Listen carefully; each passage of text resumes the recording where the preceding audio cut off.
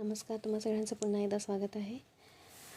आज मी तुमच्यासाठी महाभारतामध्ये भगवान श्रीकृष्ण शांतिदूत म्हणून कौरवांजवळ कशा पद्धतीने जातात आणि ते त्यांना समजवण्याचा कशा पद्धतीने प्रयत्न करतात हे सांगणार आहे. तर चला सुरुवात करूया आजच्या या व्हिडिओला. बोलो श्रीकृष्ण भगवान की जय. ओम नमो नारायणा. शांततेच्या गोष्टी करण्यासाठी भगवान श्रीकृष्ण हस्तिनापूरमध्ये जातात. त्यांच्यासोबत सात्यकी पण जातो. रस्त्यामध्ये ते कुशस्थल नावाच्या ठिकाणी विश्राम करतात. हस्तिनापूरमध्ये जेव्हा ही गोष्ट माहिती होते की श्रीकृष्ण भगवान पांडवांकडून दूत म्हणून संधी करायला येत आहे, तेव्हा धृतराष्ट्र सगळ्यांना आज्ञा देतो की नगराला खूप सजवा आणि द्वारकाधीशांची स्वागताची तयारी खूप मोठ्या पद्धतीने करा. दुःशासनचे जे भवन आहे ते दुर्योधनच्या भवनापेक्षा खूप उंच आणि सुंदर आहे. तर मला असं वाटतं की श्रीकृष्ण भगवान यांनी तिथे थांबावं. त्यामुळे तुम्ही त्याच्या भवनाला पण सजवा. श्रीकृष्ण भगवान हस्तिनापूरमध्ये पोहोचतात.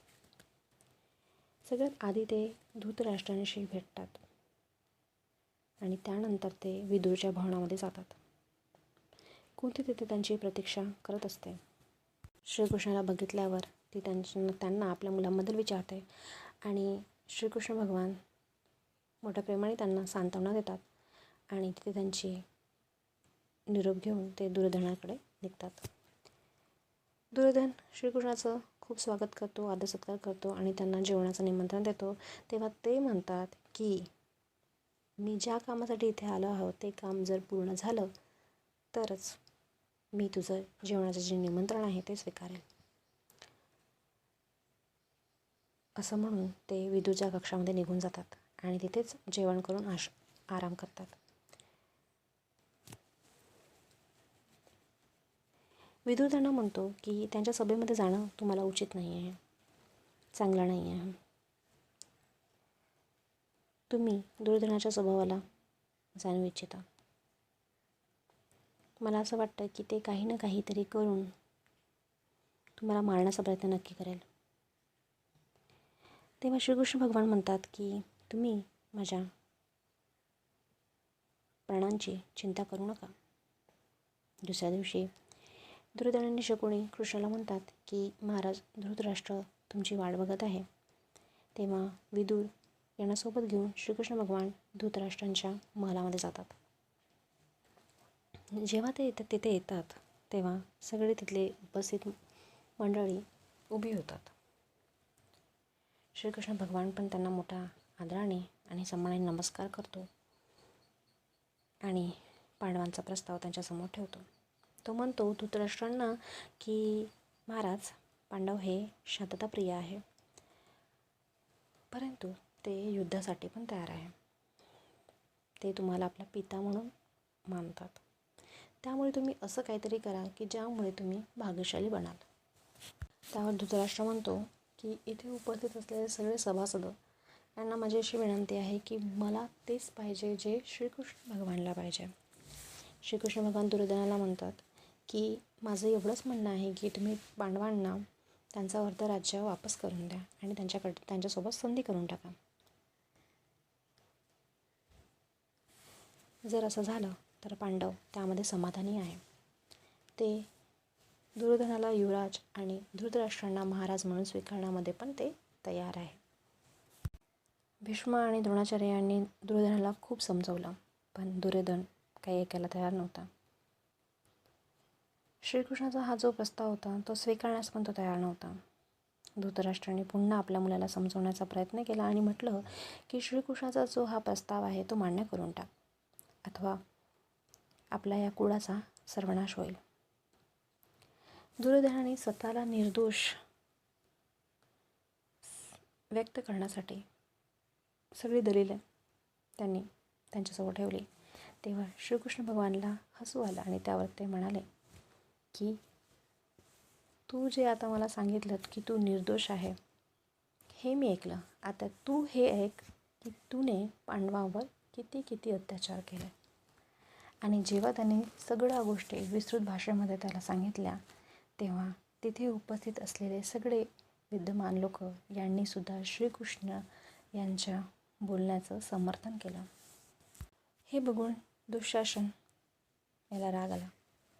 तो दुर्योधनाला म्हणाला की भाऊ, मला असं वाटत आहे की हे सगळे लोक आपल्याला कैद करू इच्छितात आणि पांडवांच्या स्वाधीन करू इच्छितात.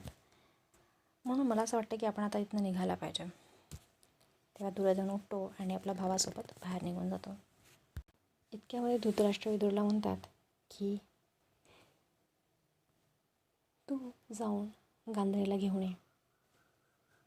ती खूप स्पष्ट बोलते आणि खूप समोरचा विचार करते. मला असं वाटते की तिच्या गोष्टी दुर्योधन ऐकेल. ते गांधारीला आणायला जातात. गांधारी सभासदामध्ये येते. तिथे आपला पक्ष मांडते. दुर्योधनाला समजवण्याचा खूप प्रकारे प्रयत्न करते, पण दुर्योधन तिचं काही ऐकत नाही आणि तिथनं तो निघून जातो. जेव्हा तो बाहेर निघतो तेव्हा आपल्या मित्रांसोबत श्रीकृष्णाला पकडण्याचा प्रयत्न करण्याची व्यूहरचना आखतो.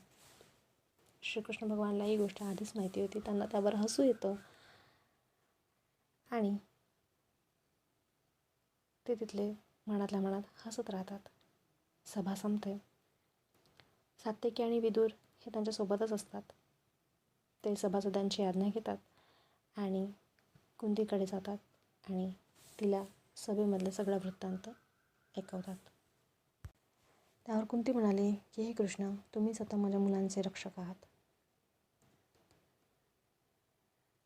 श्रीकृष्ण भगवान रथावर सवार होतात आणि ते आपल्या परत मार्गावर जायला निघून जातात. युद्ध होणार हे अनिवार्य होतं.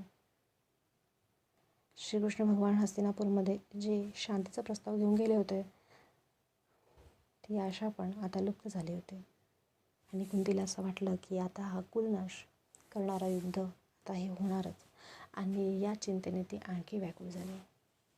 चिंतेने व्याकुळ होऊन ती आपल्या मुलांच्या रक्षणासाठी गंगा नदीच्या किनाऱ्यावर येऊन पोचली. तिथे कर्ण दररोज संध्याकाळी वंदना करायचा, प्रार्थना करायचा. कर्णाचा जाप पूर्ण झाला आणि त्याला हे बघून आश्चर्य होते की महाराणी कुंती, पांडवांची आई, इथे आलेली आहे. कर्ण त्यांना म्हणतो की मला आज्ञा द्या की मी तुमची काय सेवा करू शकतो. कुंती त्यावर त्याला म्हणाली की कर्ण, तू असं नको समजू की तू एक सूतपुत्र आहे.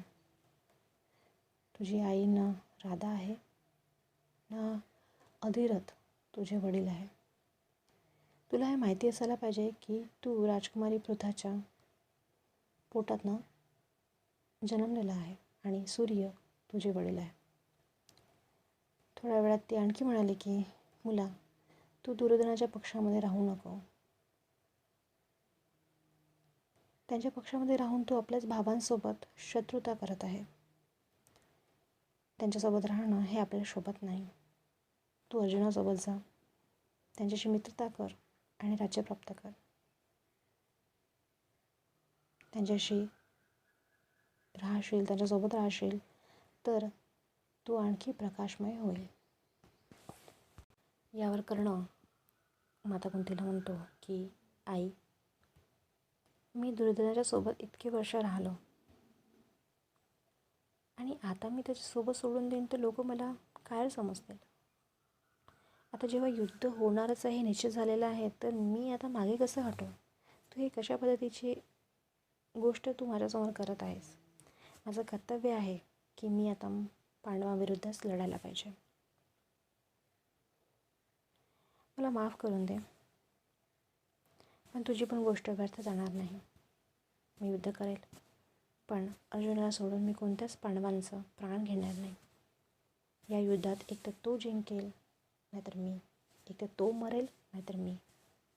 आमच्या दोघांपैकी कोणी पण एक तर मरणारच आहे. पण तुझे 4 मुलं जिवंतच राहणार आहे. मी त्यांना काहीच करणार नाही. आणि मला पकडलं तर तुझे 5 मुलं जिवंत राहील. तू चिंता करू नकोस. आपल्या मोठ्या मुलाची अशी गोष्ट ऐकून तिचं मन आणखी व्याकुळ झालं. तिने त्याला आपल्या हृदयाशी लावून घेतलं आणि ती म्हणाली की तुझं कल्याण हो बेटा. असं म्हणून ती तिथनं आपल्या महलामध्ये निघून गेली.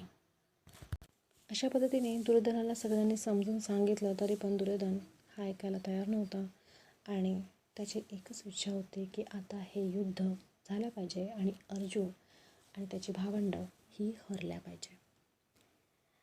आजचा हा व्हिडिओ मी इथे संपवते. तुम्हाला हा व्हिडिओ कसा वाटला हे तुम्ही मला नक्की सांगा.